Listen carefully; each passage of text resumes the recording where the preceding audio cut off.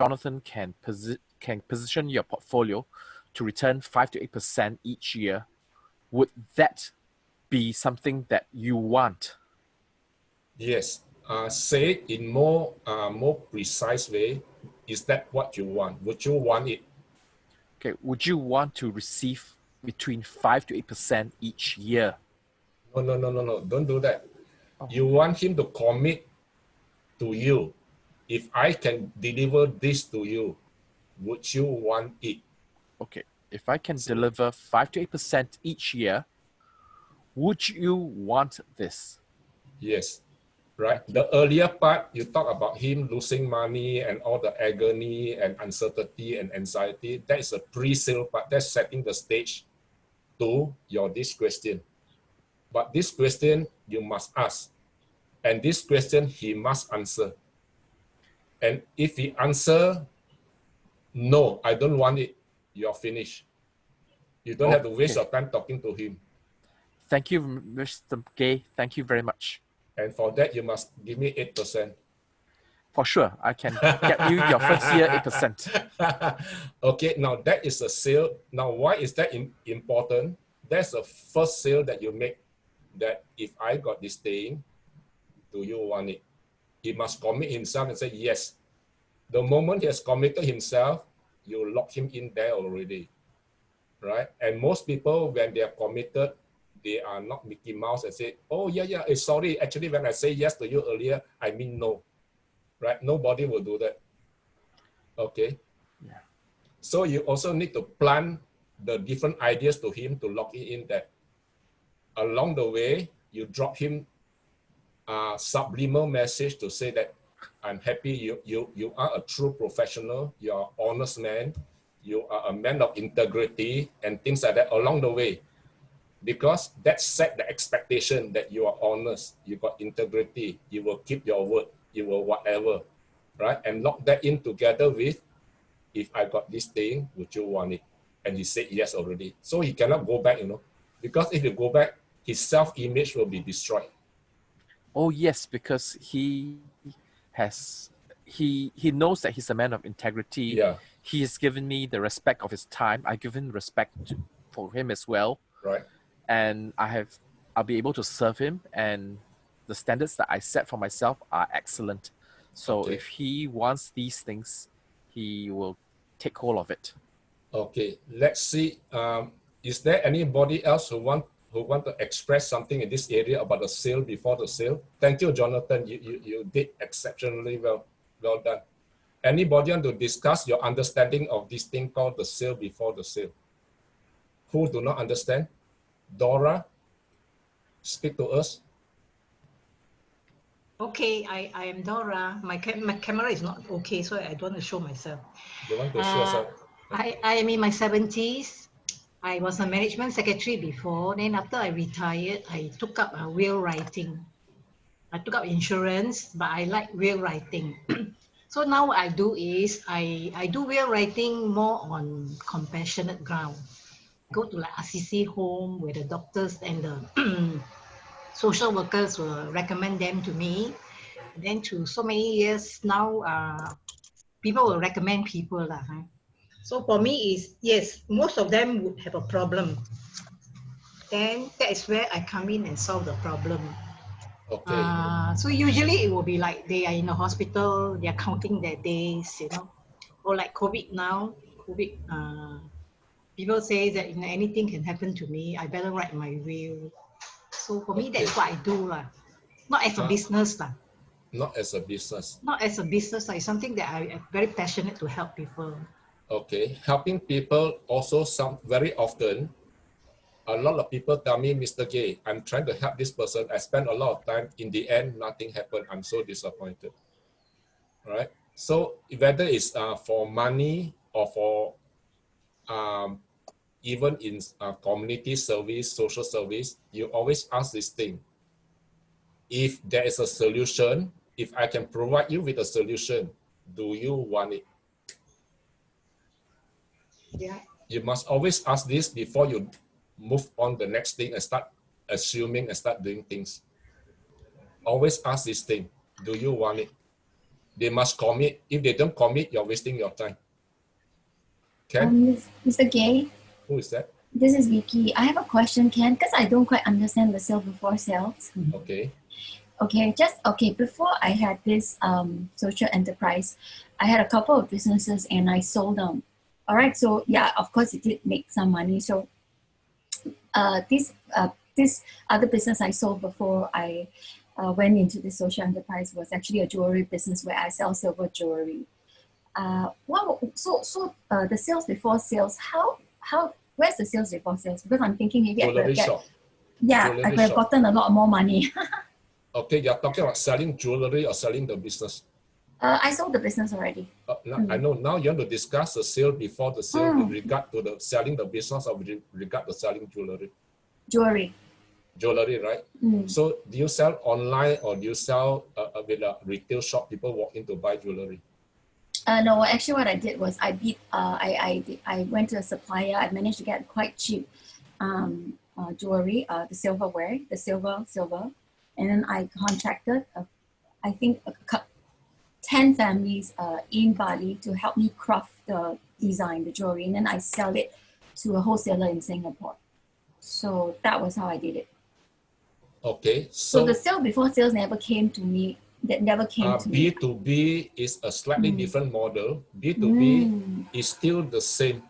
What you do is you whether whatever product is the same, you are looking for B2B, you're going door-to-door knocking and meeting up with the buyer or the decision maker, and you identify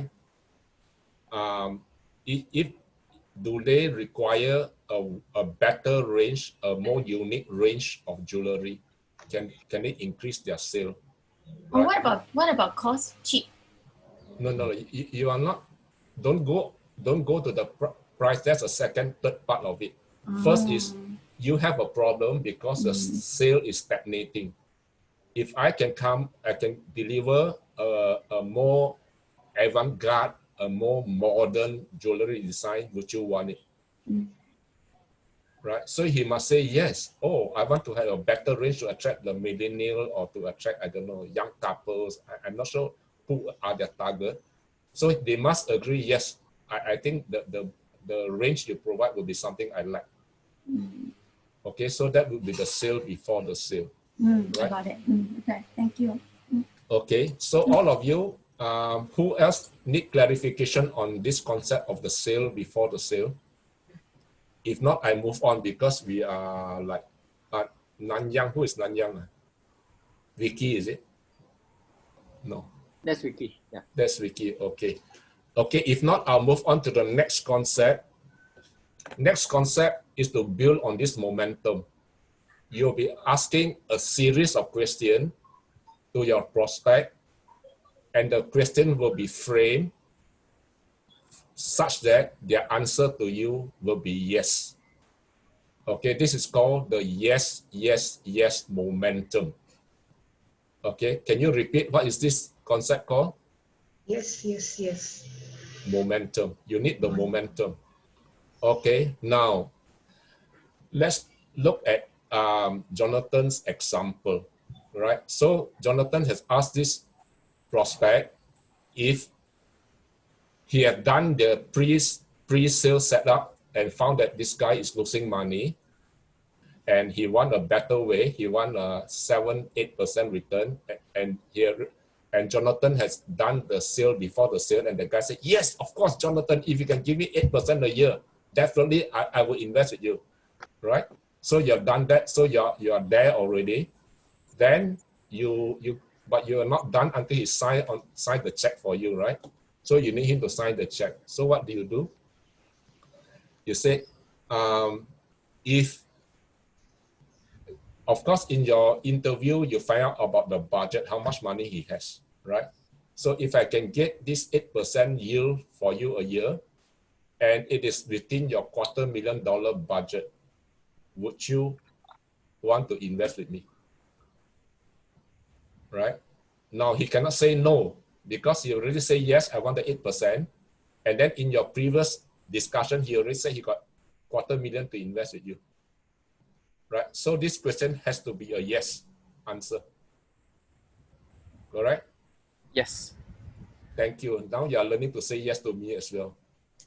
Okay, the thing is to train the subconscious mind to always say yes to you. Okay, and you will think of a series of questions that will automatically lead to a yes answer. And you cannot frame any question that leads to a no answer. Because once you start to say no, yes, he'll be very confused. When you ask him to sign on the contract, he will be don't know how to say yes to you. Okay, so all the answer that you ask him will have to be yes, right? Okay, and this thing, for example, this if I can do it 8% a year for you, and it's within your budget, $250,000, would you want it? He will say yes, right? And if you can do it in the comfort of your home without you intervening or whatever, leave it all to me, and the 8% will come to you automatically every year. Would you want it? He will have to say yes. So you got to decide at least 3, 4, 5 questions where he say yes, yes, yes, and then you say, in that case, I need you to help me with this company protocol to endorse this order, right? So he will have to say yes. He cannot suddenly say no after saying so many yes, right? Then after that, you tell him, okay, that case, how about if your checkbook is ready, you might as well, it's better you start early to earn your 8% rather than wait 6 months later. Don't you agree? Yes. He will have to say yes, right? And that's how you get the thing done. That's the yes, yes, yes momentum. So you close the sale every single time. And I will get my 8% every single time from you, Jonathan. Okay, now, now that's another part, Jonathan, that you need to do to train your prospect to do things you want them to do. Okay, how do you train them? Okay, there are many things. For example, if my prospect come to see me in the office, I may say, oh, okay, my office is a little bit cramped. Why don't we go over to my conference room, right? And nobody will object to that. They say, okay, sure, right? So you lead them, they will follow you to the conference room. And while you're in the conference room, as you talk, you may say, oh, the writing pad is actually behind you on the shelf. Would you mind to pass it over to me? I like to take some notes as I talk to you, right? Nobody will say no to you, right? So they'll turn around, oh yeah, you can have the writing pad, right? And if you were to ask them, this part, the light not so good, why not we sit this other corner, for example? They will be very happy to do things like that. Okay, now why are you doing that, Jonathan? Can you explain? Why would I do that? Because you have built momentum where they have been replying a yes. Yes to the quieter conference room. Yes to the writing pad. Yes to the better light. So as the series has been building up. Right. And once it's not only answering you yes, it's actually doing things. Turn around to bring the writing pad for you. Right. So it's not just their mind saying yes, the mind telling their mouth to say yes, but their body is also yes. They move with you. They followed you into the conference room. They reach behind to bring the writing pad. They move their seat to a more well lit place on the table. So their mind engages their mouth and engage their body. Yes. Okay. So you get them used to not only say yes to you, but used to taking instruction from you. When you say do this, they do this. When you say do that, they do that. Can you see the pattern? Right. So you got to plan a series of activity as well, so that they are so used to taking instruction from you that when you ask them to sign on the dotted line, to them it's so natural. They are trained already. They will sign. Okay. Now, this is the, this part, we are coming to the 1 hour mark where we have finished actually the syllabus for this. But we are like, got 3 more minutes. I'll give you a bonus section. Okay, the bonus is what happened if that you cannot get the yes, yes, yes momentum going. If you cannot get the first sale before the sale, what do you do?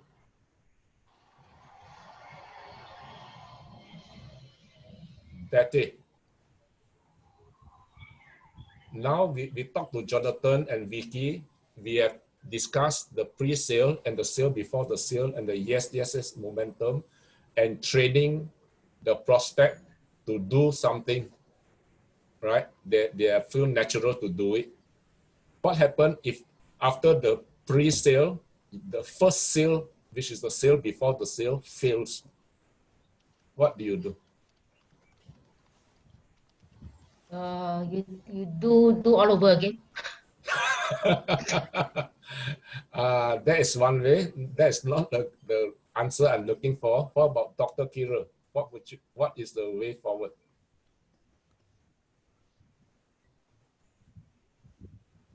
Dr. Kira is not there. Okay, who want to volunteer?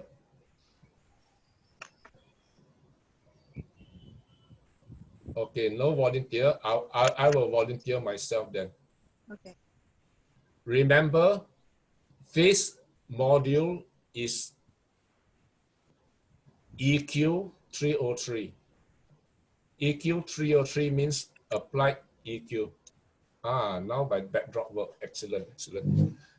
Finally. Okay, applied EQ.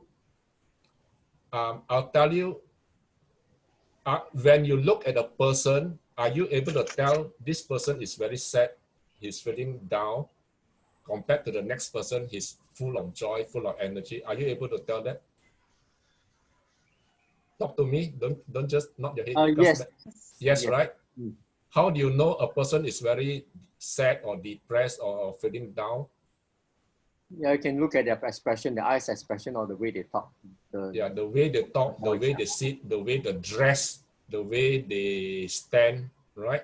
Body language. Their body posture, the body language will tell you this guy is sad, this guy is depressed, this guy is feeling down. Correct? Yeah. Yes. What about when you see a person, how do you tell that, hey, this person is so optimistic, so happy, so full of life, so full of joy? How do you tell that? Yeah, same. The body language. Yeah. Body language, right? Now, we always assume we can tell the body language will tell us the emotion, right? Yeah. Now, in EQ 303, we focus on there is a concept called physiology incongruent with the emotion.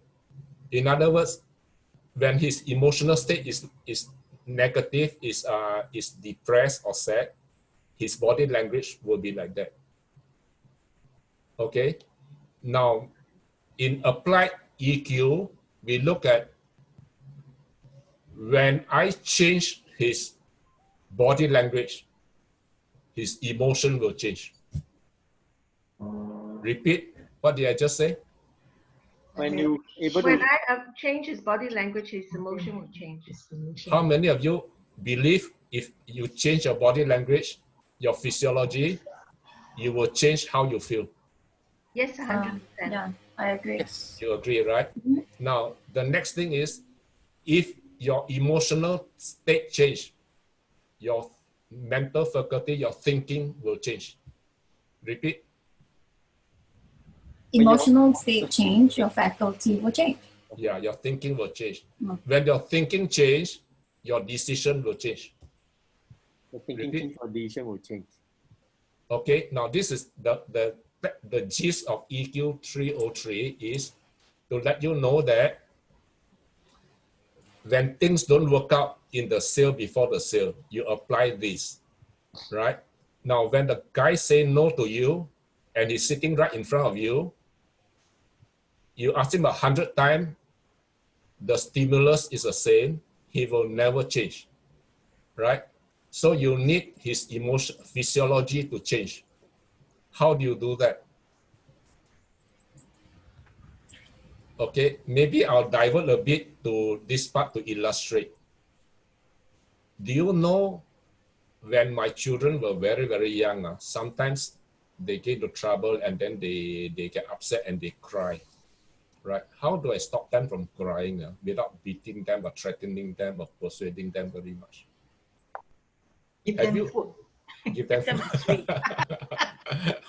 Okay, that is one way, but that's not my preferred way. So I apply my EQ thing now. Okay.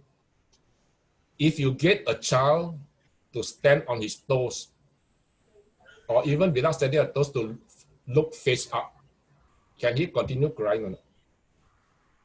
No. Have you ever seen people crying with their face looking up? Very No. difficult to cry. You know that? The physiology is not compatible with crying. If you get them stand on their toes and looking up, it's almost impossible to cry. You can try on any of the young kids and see. Okay. Now, if you certain physiology, you will feel very motivated, very energized. If you raise your hand, for example, you know all the sports champion when they finish the crossing, the finishing line, they raise their hand like that, right? If you raise a hand like that, looking up and smile, can you continue to feel sad for a long time or not? No. You cannot. Right? So you got to understand basic physiology and how it influences your emotion. And when your emotion, you feel differently, your decision will change. So now going back to Jonathan and his prospect, now he said, if I got this thing for you, you want it or not?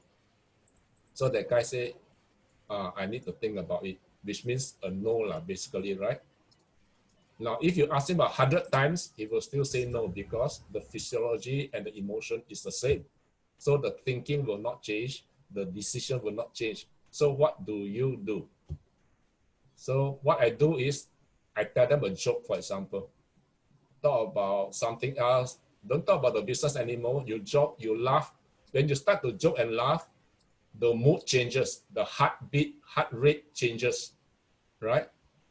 And that will help change his thinking. And I may start to talk about, oh, we went to the school together, or my wife and your wife went to this place together, and you talk about the went to the same church together or whatever. Again, the feeling change, right? The mood changes, and it affects the thinking, affect the decision, right? And then you after a bit, you notice there's a bit of change in the mood already. Then you come back to the same question again. Would you want it? Right? Of course, you have to phrase it differently. Don't keep on repeating it exactly the same word because then they feel very strange, right? So you must not to phrase the same question in a few different ways, but he must agree that he wants it. Okay? If it still doesn't work, don't be sad, don't go away. Ask him, say, hey, the picture on the wall behind you, who is that? Right? Then he very happy, turn around, oh, this is my friend and I, we went fishing and we caught this great fish somewhere near Bahamas. Let's start talking to you. So happy, right? After talking, you know the mood change already. They ask one more time, would you want it or not? Yeah, Jonathan. Do you have a joke bank? I just started keeping a joke bank this year to break the ice. It's one of the things I just started this year. And just slightly before you told me that to break the mood by making them change their physiology. If I can tell a joke, they smile, and that will then bring them back to where I want them to think on. But one of the things I started doing this year during the circuit breaker was to start a joke bank. Yes, that is very relevant. In fact, that is something we should all have, right? And something that you just change the mood. Then when you change the mood, you find that, oh, wow, suddenly the feeling is different. So you got a chance to ask the same question again. Sometimes you talk about the picture on the wall. Sometimes you say, hey, your window out there, wow, such a beautiful scenery. Where is this place? Where's that place? Oh, you're so clever. You bought this office for such a wonderful view. Then he's very happy. He will come up from his chair his seat, then he'll walk with you to the window and you start pointing here, pointing there. Then he'll be so proud, telling you about all the different things. Again, the mood changes, right? And the mood change, the decision will change.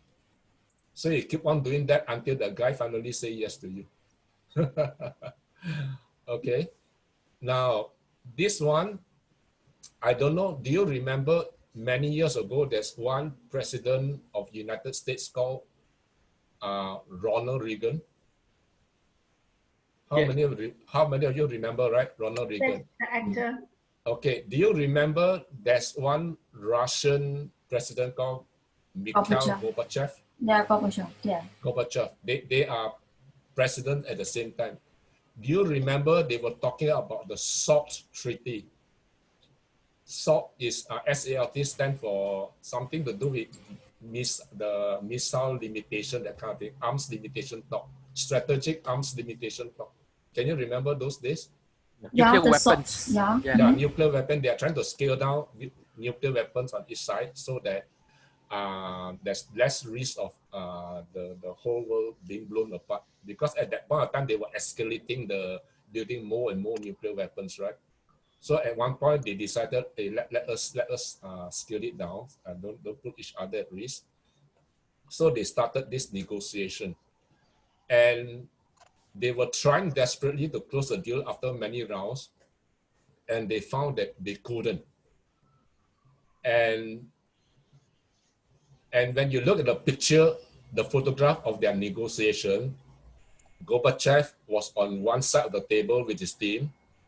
Ronald Reagan was facing him on the other side with his team as well, right? And all his advisors, two sets of advisors, and the two presidents were in the room. They were locked there for days, but they cannot make any progress. And why? Because, like I say, the emotion, the body language doesn't change. Nothing will change. So there's this bright guy who tell Gorbachev this secret that you need to change the body language and the stimulus to change your feeling that can change your emotion, right? And of course, Gorbachev is very, Ronald Reagan had got this expert on this area advising him. So he took the advice and said, hey, how about we take a recess? Mr. President Gorbachev, we take a recess. I want to walk around the park, just you and I, right? And so they went without all the advisors. The two of them decided to take a walk in the park, and then Gorbachev Ronald Reagan start telling jokes about this and that, and then they were very happy together, right? And by the time they finished a walk, maybe 2 hours later, they struck a deal. They agreed on that SALT treaty. So next day, they reconvened the meeting. They were ready to sign, right? And everyone was happy except the advisors for Ronald Reagan. Why? Because Gorbachev also have similar good advisors telling him the same thing. And he managed to persuade Reagan to agree to certain terms that is not what the advisors of Ronald Reagan want. Okay, well, they agree, but it was a wrong term.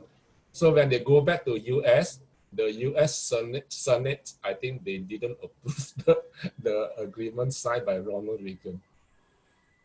So while you know that by changing the physiology, by changing the heartbeat, the emotion, you can change a decision. But you don't assume the other guy doesn't know. He may be better than you, and you can use that to his advantage. And that was what happened to Ronald Reagan. Okay. Now we have finished the time allocated. We have covered the syllabus. I want to summarize. But I don't want to do it myself. I'll get volunteer to do a summation. Maybe we'll get those who have not spoken. Kapil, talk to us for 2 minutes on pre-sale activity.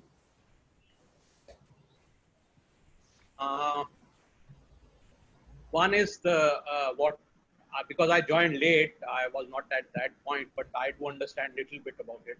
It's the rapport building. Before you start your paid sales pitch or anything, try to build a rapport with your client. So at Okay. least he doesn't bluntly says no to you or just avoids you. Okay, That's rapport, one thing. yeah. And then where I get is you were trying to say is after building the rapport, there comes a stage where you pace and lead. Like you try to get the person to say yes to you so that he answers yes to your most of the questions. No. I don't want you to go there yet. I'm looking still at the pre-sale activity. Would Freddie like to share your understanding of the pre-sale activity?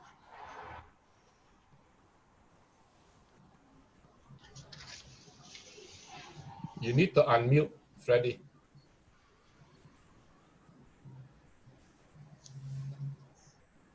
I'm pretty new to this session, so I'm just here to listen and try to get an idea of. Okay, in that case we'll get Casey to talk about pre-sale. Pre-sale is the sale before sale. Right? No, not yet the sale before the sale. Oh. Pre-sale is a setup part of it. We're talking about the Tarzan effect. Yes. Oh, to create your own treetop. Yes. Example? Your own example. Example. I can give you a quick example of what happened before. Can I do that? Yes, please. Okay. I had this very good real life example that I went to Mr. Gay office for meeting. That was the early days that I know him. That's before I'm a VP in Agora. So I went early. I always have a habit to go early. So I went early to see him, and he was so busy with in his office. He got me to sit in his office, a very cramped office.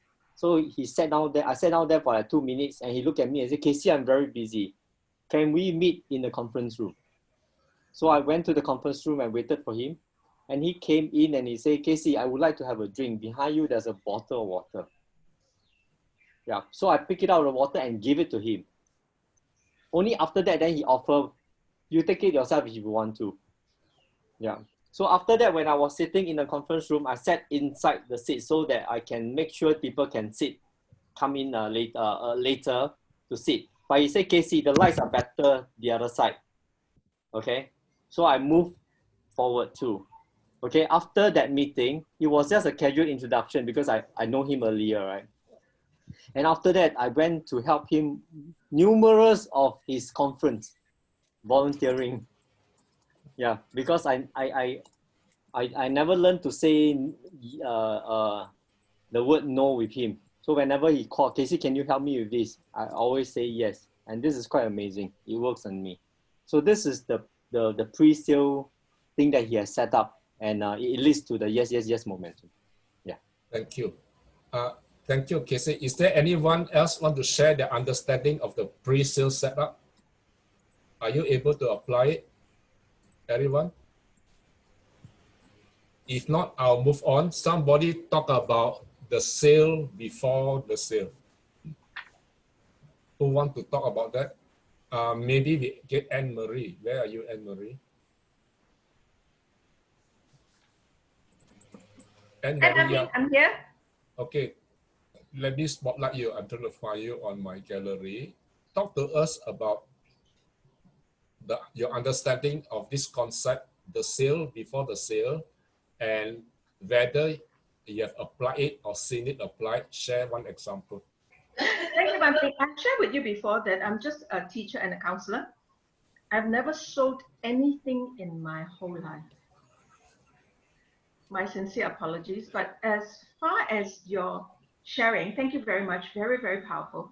The sale before the sale, my personal feeling is it's very important in the Chinese saying 关系, the rapport, the relationship. your potential followers, customers, clients, buyers need to believe in you before they buy from you. So the sale before the sale is your personal integrity, your personal branding, your virtues, your values. If they subscribe to you, well, personally, I think everything is in place. Although I say I do not sell anything, but before I embark on a class, for me, it is important to understand the class. So I find out all the details and information about the class so that I can cater the discussion accordingly. So that to me is the sale before the sale. Thank you, Ban Ping, for the opportunity to share. And Hey, back don't to go you. away yet. Don't go away yet. I want to I'm explore a here. little bit more. Yes. Okay. Now, the integrity, the personal brand is an important part of the pre-sale, where people know they can trust you, they can believe you, right? You're competent and things like that. That's a pre-sale part. I want to explore one area, which is your counseling. I think you do quite a bit of work for the prisoners or convicts or something like that. Yes, I do for in service. I go into prison and a lot of aftercare, which means after they have been released. And Ban Ping and I are very, very blessed because the rest can follow us. We have been on two-pronged approach. One is through ISCOS, and they work with male ex-offenders. And how they help them is to upgrade their skills. Now, very, very basic and very simple. This fell through the cracks for WSQ. It's just a driver's license. So for 2,000 every person to upgrade the driver's license from B to A and so on, they can increase their livelihood every month from 1,002 to 1,008. So Ban Ping and I have been in meetings to do this. That's one. The other one is Ban Ping, Betty, and myself. We have visited this place called Yun's Traditional Kueh. And they are somewhere in the Tai Sing MRT area. Now, what they do is a group of ex-female offenders. And their mandate is to teach female offenders a life skill. And this is to make kueh, to make tea, and they have this little workshop that they have. And this little outfit works from 10 to 6 every day. So what Ban Ping and myself, we are brainstorming to help them to help themselves. Now, if everyone knows me, I'm in the marketplace to help those who are very marginalized. The ex-convicts, they don't have a chance, like Benny Chiu did great for themselves. Can I see a show of hands with a little indication? How many of us have been to the 18 Chefs? They're in Sydney. Yes, thank you so much. Really appreciate your help. Benny Chiu only employs ex-offenders. And this is the kind of social enterprise that Ban Ping and I would like to push forward.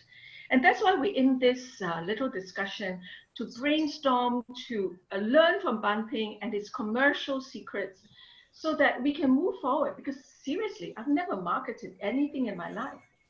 I'm seriously just a counselor and a lecturer and a writer, a ghostwriter. Casey would know that, for a lot of publications.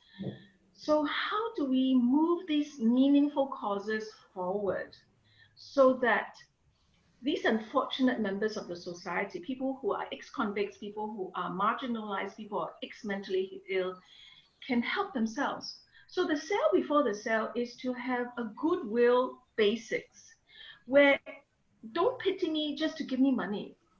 Please equate and equalize that my skills would warrant your support. Now, Ban Ping, would you say that the kueh is quite exceptional? It's really good. In fact, when I came home, I brought the flyer home, and I asked my wife to please make some orders there. But unfortunately, I think they don't do on weekend, so we couldn't order anything. And they have, I think, 2 or 3 days they have I think dinner sets that we want to order.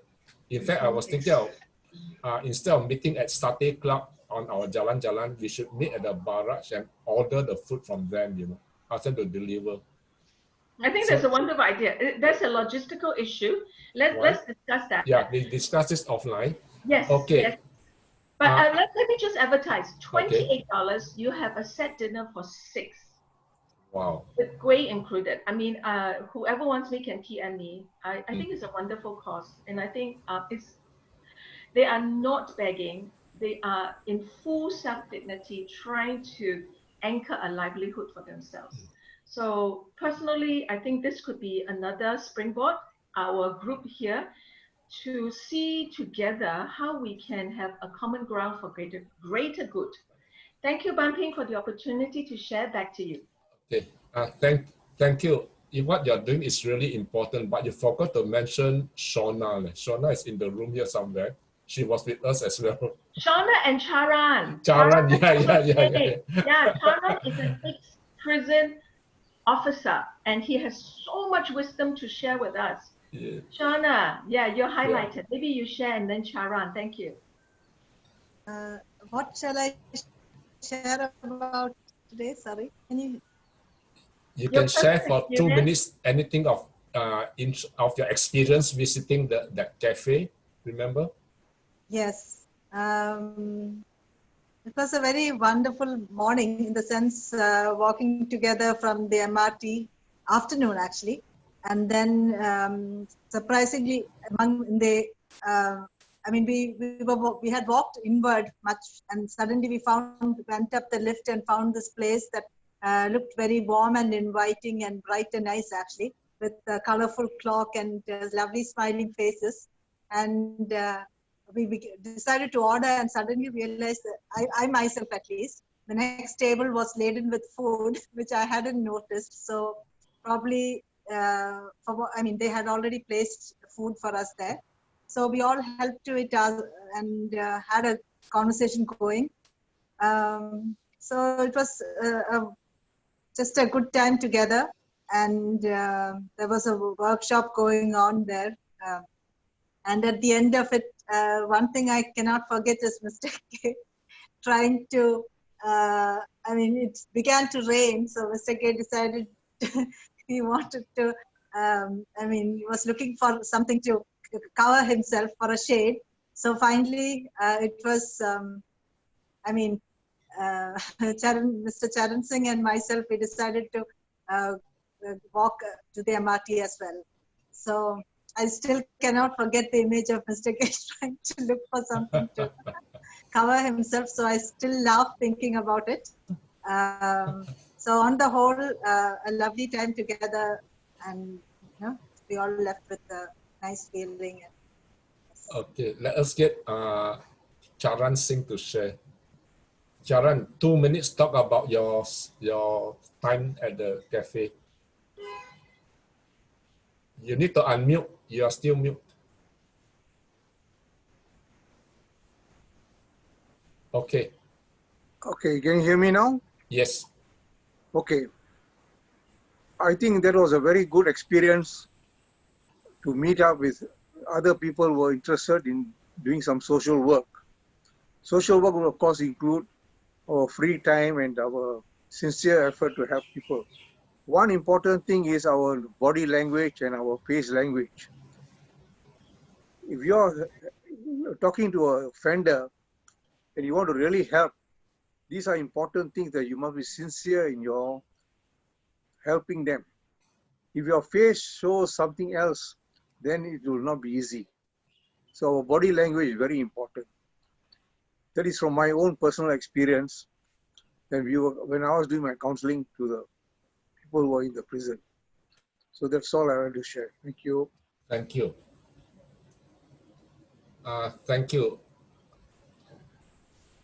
I want to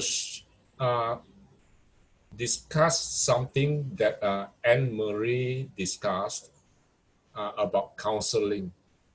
Now, how would I apply the sale before the sale to a counseling assignment, right? When you're talking about counseling, you're talking about behavior modification. You're talking about you want this person to behave in a certain way that will be beneficial to him and beneficial to society, right? Now, if you want to achieve that, you must get the person's consent. He must agree he wants to change. If he do not agree, he did not buy the idea, and you cannot have the sale before the sale, no amount of counseling will change his behavior. In other words, if I were to talk to a naughty boy or somebody is underperforming, I will ask him if there's a way to earn a little bit more money, to have a respectful place in society, would you want it? Or if there's a way for you to have a decent income without a life of crime, would you want it? Or I can ask him, this sale in a similar light, depending on the situation. If your mom and dad, right, can be happy in a home that you own, would you want it? Right? If your children need not grow up with their parents in jail, would you want it? So these are the type of questions I will ask them, and they must commit to me. Yes, I want it, before we start helping them. Otherwise, you can spend a lot of hours trying to help them, but they do not want it, right? Why? The moment they say, yes, I want it, then I'll tell them another story, right? If it's a girl, I'll tell them, if you go window shopping and you see a wonderful dress in the shop in Orchard Road, in the boutique in Orchard Road, you want it, right? You can have it, but are you willing to pay the price? Remember, they have to say yes. Jonathan, remember? So you keep on asking them this question. If your parents can have a home and decent meal, would you want it? Yes.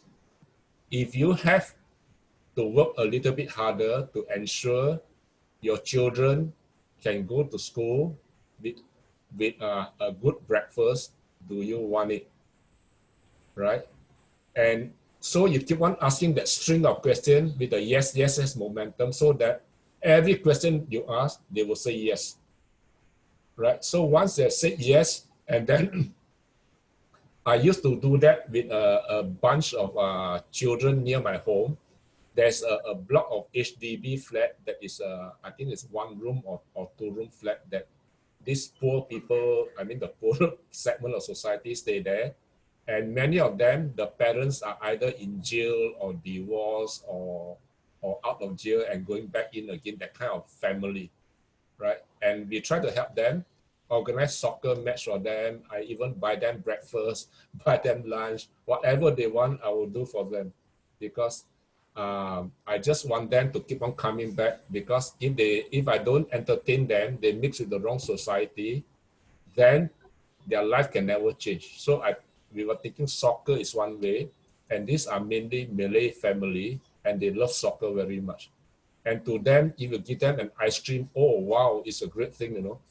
If you just spend like $2-3 each nasi lemak, or just let them order whatever you want at the hawker center, they feel very, very happy, you know, right?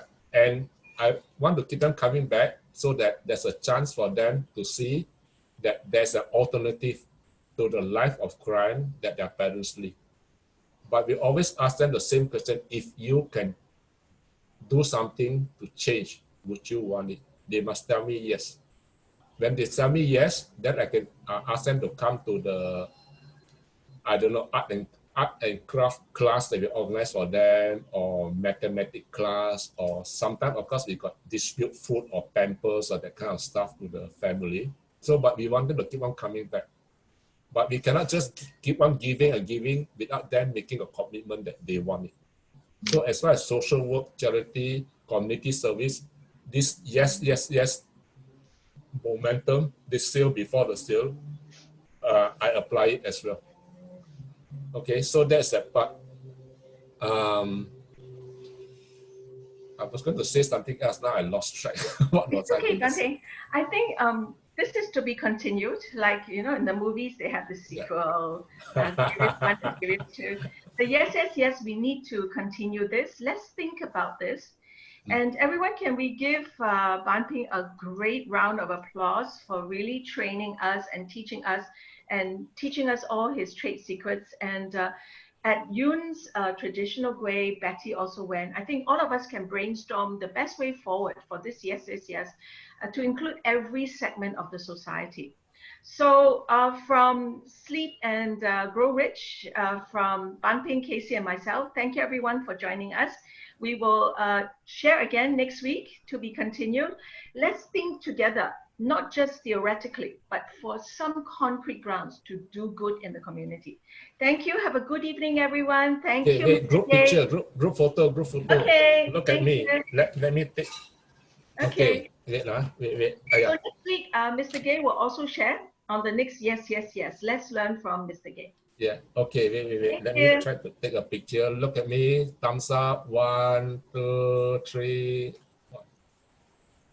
No, it's not happening. Hold on. Did I press? Yeah. I got it. One more time. Thumbs up. 1, 2, 3. Smile. Okay. Got it. I will send to you guys later. Thank you, all of you. If you need to contact me, my phone number is next to my name. Feel free. If not, same